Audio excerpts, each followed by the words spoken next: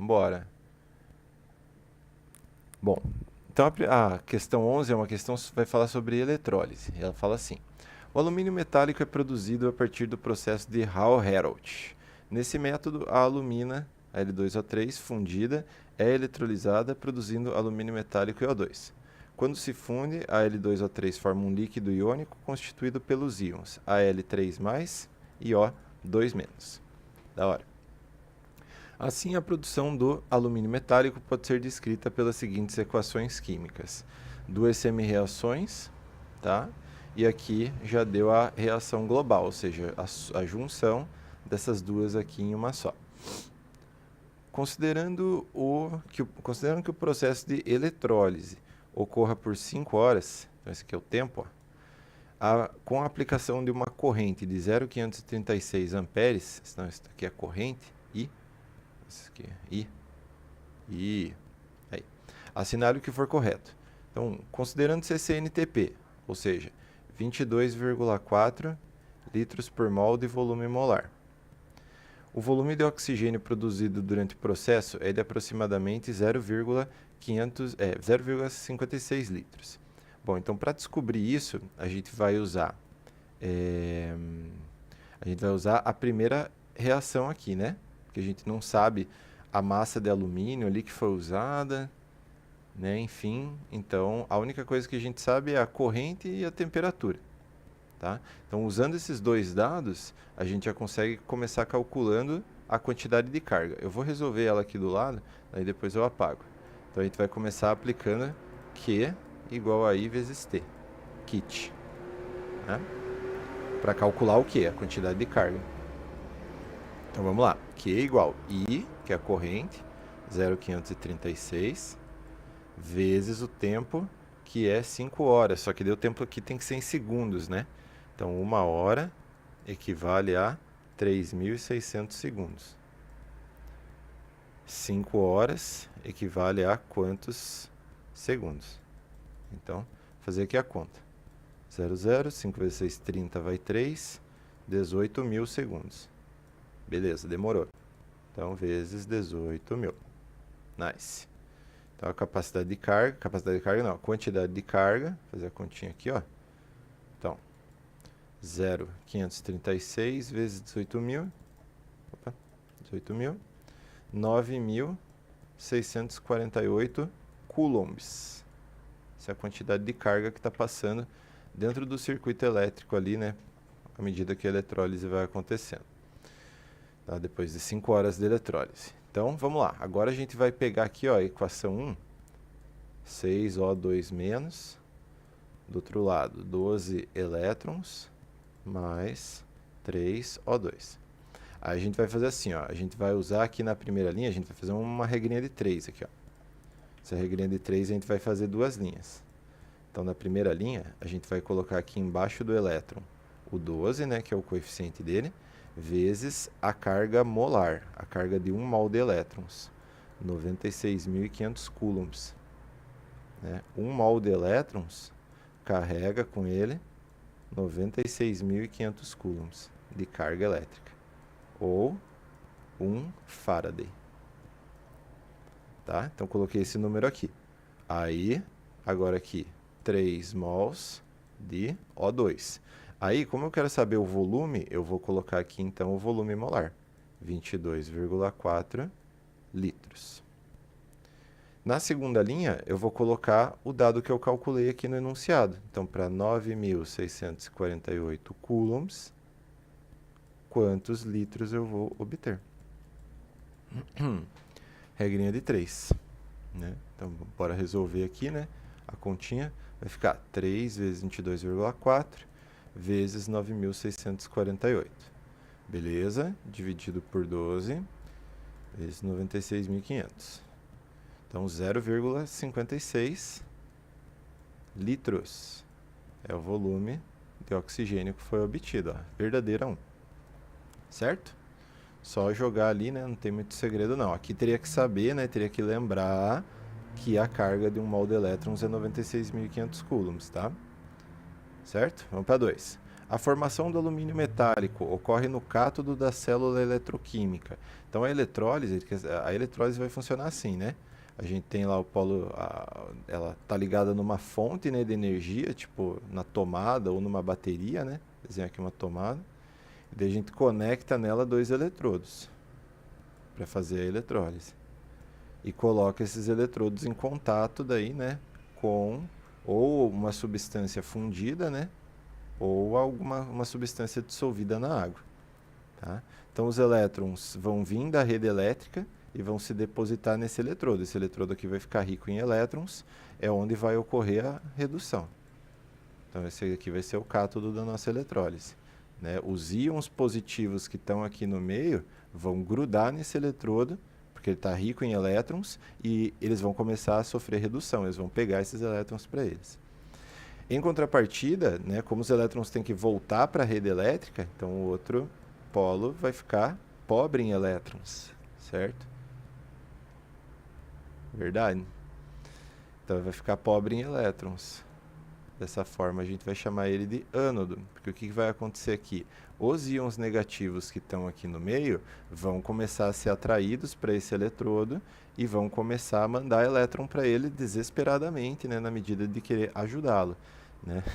E daí, por conta disso, né, esses elétrons vão lá para a rede, né, então aqui vai estar ocorrendo a oxidação da substância que está no meio, certo? Então vamos lá. O que a gente tem que descobrir? A gente tem que descobrir quem que está sofrendo redução, daí a gente descobre quem está no cátodo, e descobrir quem está sofrendo oxidação, daí a gente descobre quem está no ânodo. Então, de acordo aqui com a semi-reação, olha só, a primeira reação, ou na primeira reação, melhor dizendo, os elétrons estão depois da seta. Né? Sempre que o elétron está depois da seta, quer dizer que está ocorrendo ali uma oxidação. Né? Até se você calcular o NOx do oxigênio aqui, você vai ver que ele vai de -2 para 0. Então, oxidação. Aqui, né, é onde com o oxigênio que está ocorrendo lá a oxidação. E a oxidação ocorre no ânodo. Então, beleza. Em contrapartida, na reação 2, os elétrons estão antes da seta. Então, isso quer dizer que ali, né, que o alumínio, ou íon alumínio, está sofrendo uma redução. Ele está pegando esses elétrons para ele e está reduzindo. Tá? E a redução ocorre no cátodo. Aí ficou fácil, né, de responder. A formação do alumínio metálico ocorre no cátodo da célula. Verdadeiro. 4. A semi-reação 1 é uma semi-reação de oxidação. Já respondemos ali em cima. 8. Para que seja produzido um volume de oxigênio de 2,21 litros na SNTP, o tempo de eletrólise deve ser aumentado para 10 horas. Bom, então aqui, o que a gente vai fazer? A gente vai voltar aqui na equação do oxigênio. Enfim. Então, eu vou reescrever aqui, né? Só a equação que a gente vai usar. Então, a pira aqui é a seguinte, ó. Na primeira equação, a pessoa deu para a gente a quantidade de carga e a gente calculou o volume. Aqui é o contrário. Aqui a pessoa deu para a gente o volume. E a gente pode, com isso, calcular a quantidade de carga. Então, a gente vai fazer a mesma montagem aqui, né, ó, da regra de 3. Então, na primeira linha, eu vou colocar lá a carga molar. Assim fica melhor, ó. Vou colocar aqui a carga molar. E aqui embaixo do O2 eu vou colocar o volume molar. E daí agora eu vou colocar aqui embaixo do O2 os 2,21 litros. Porque daí eu vou calcular, para produzir essa quantidade de volume, qual é a quantidade de carga necessária. Se eu descobrir a quantidade de carga, eu aplico lá no kit, né, eu sei o que, sei a corrente elétrica e calculo o tempo. E daí, GG. Então, fazendo a continha aqui, multiplicando cruzado, vai ficar 2,21 vezes 12 vezes 96.500, dividido por 3, dividido por 22,4. Então, a quantidade de carga aqui para esse volume é de 38.083, aproximadamente, né? Coulombs. Tá bom. Se eu aplicar, ou melhor dizendo, para eu ter essa quantidade de carga, usando uma corrente elétrica de 0,536 amperes, qual que é o tempo necessário para que eu deixe ligado lá na fonte, né, de eletricidade para que isso aconteça.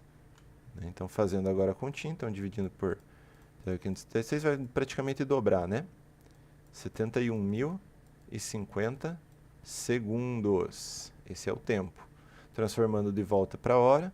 Então, 1 hora tem 3.600 segundos. Quantas horas tem 71.050 segundos? Nossa, melhorar minha postura aqui, né, mano? Caralho.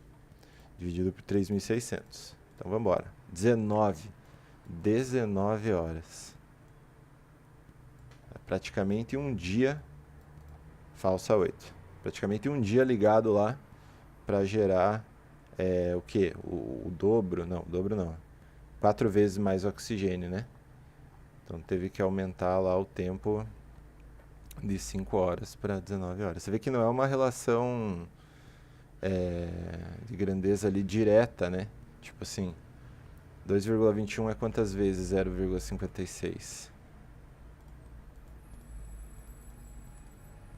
4? Praticamente 4? É, praticamente 4. Ah não, dá para fazer direto? Vamos ver, 2,21 dividido por 0,56. Então, 3,96. Então, será que o tempo vai ser isso? Olha só, o tempo dá para fazer meio direto, velho. Ó, né? Ó, ó lá, ó. Ó, né? Se eu pego aqui, ó, aí, se eu vejo quantas vezes o 2,21 litros é maior do que o 0,56, eu descubro, né, uma razão aqui, ó, uma proporção. Então, eu vou precisar de uma carga dessa magnitude, né, maior. Então, consequentemente, se eu vou manter a corrente elétrica constante, o tempo tem que ser, né, dessa mesma ordem de grandeza. Então, 5 vezes esse valor, ó, dá 19,7. Claro que aqui a gente arredondou, mas dá para fazer assim também. Né? Ó, daí é mais rápido. Legal. Então, fechou. Agora aqui, 16. A reação global descreve uma reação não espontânea. Então, verdadeiro. Você vai marcar lá verdadeiro. Por quê? Então, toda a eletrólise exige que o sistema seja ligado na tomada. Né? Exige que o sistema seja... exige que seja fornecida eletricidade, energia, para que aquela reação química aconteça. Né? Isso faz sentido, porque veja só, o oxigênio é um dos elementos mais eletronegativos que existem, né, que a gente tem conhecimento. Então ele deseja muito ter elétron para ele. Então, e aqui o que está acontecendo na reação global? Ele está sofrendo oxidação, ele está perdendo elétron, ele está indo totalmente contra né, aquilo que ele acredita, aquilo que ele tem, né, como verdade para ele. Já o alumínio, que é um metal, tem tendência de perder elétron naturalmente, está ganhando elétron, aqui ele está sofrendo redução. Então, né? Mano, como assim? Beleza? Então não é espontânea, ela tem que acontecer na tomada, né? A pilha é espontânea daí, né? A pilha é God. Então, fazendo a soma aqui, 23. Acho que eu vou usar o vermelho para essa resposta, que daí eu apago só o azul, né?